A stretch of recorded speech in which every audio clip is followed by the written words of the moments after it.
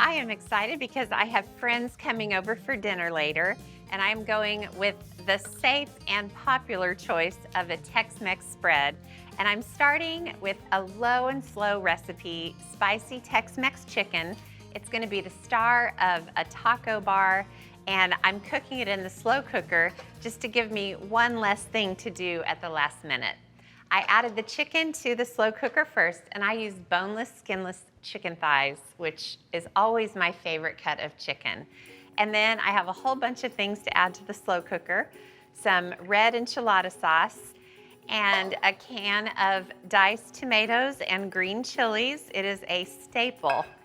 And a small can of just chilies, just to kind of drive home that green chili point. And then I have a couple of chipotle peppers that I'll grab out of this can, and I'll add those. And I'll make sure to get some of the adobo sauce from the can as well. Chipotle peppers are amazing. They're smoky, they're spicy, but they're not overpowering. So I love adding them to like stewed chicken and soups. It adds so much great flavor. And then chili powder, about a tablespoon or so, and cumin. I seem to always use chili powder and cumin together, whether I'm making chili or Tex-Mex chicken or lots of soups and stews. And plenty of salt and pepper. Have I ever told you my strongly held belief about slow cooker recipes? To me, it defeats the purpose if you have to brown something before you add it to the slow cooker. So almost across the board, the recipes that I cook in a slow cooker are basically throw it all in and turn it on. You'll notice I didn't sear the chicken or brown it. To me, I just feel like that defeats the purpose. This is really the perfect amount of chicken for my friends who are coming over, but honestly, you could double or possibly triple the amounts I just added to the slow cooker and wind up with a big bunch of chicken, whether you're having a bunch of people over or whether you want to freeze some of it for later. And this chicken, once it's shredded and back in the juice, is perfect for so many things.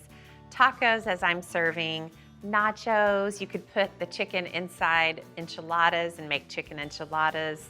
It is just one of those recipes that is perfect every time. Okay, now the lid goes on, and I'm gonna cook this chicken for 3 hours on high, and it's so nice to get that started early. I am getting excited for my friends to come over for Tex-Mex food tonight, and I am gonna make a delicious batch of charro beans to go with our taco spread. They are so flavorful and full of good stuff, and they're gonna be just the thing with the tacos. So I'm getting some veggies going now. I put some olive oil in the pot and added a bunch of onion, and I have some jalapenos that I diced and seeded.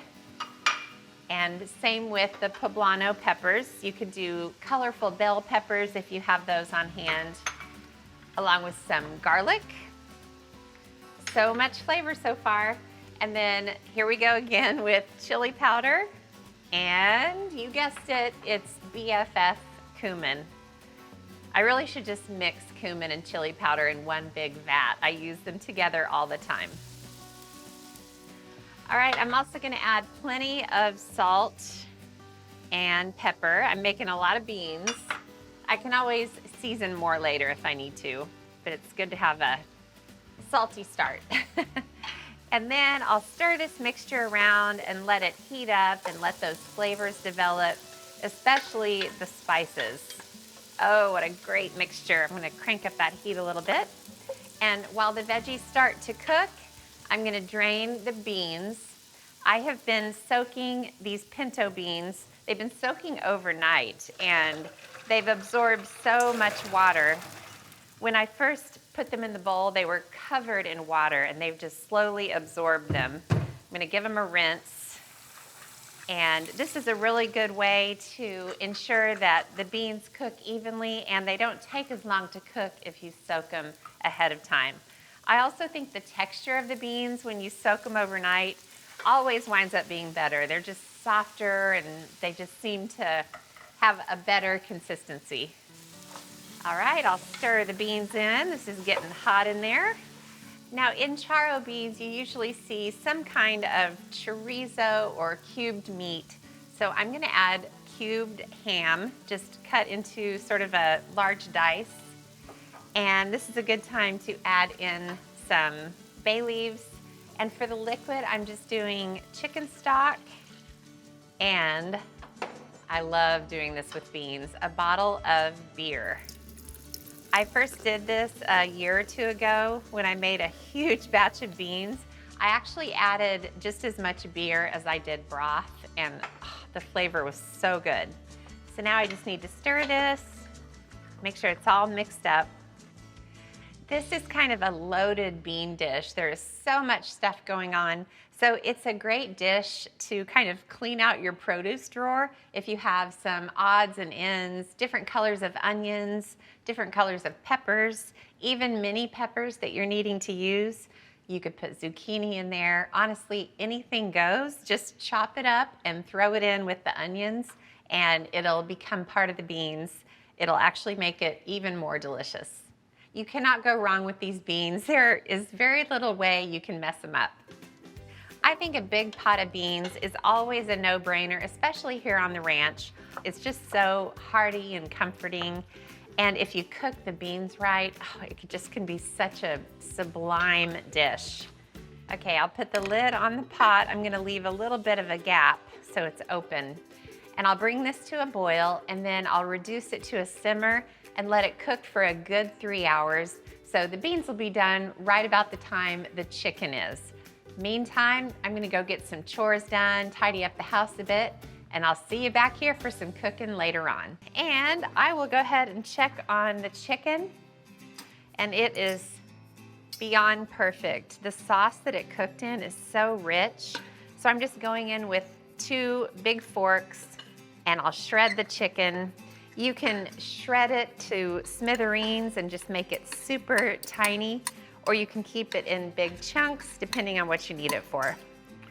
I just want to show you what this chicken looks like after it cooks, and then just look at how easily it just falls apart.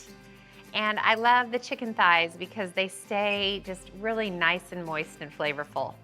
So I'm sort of shredding it up into big chunks, and then I'll take a few of the big chunks and shred them into fine chunks.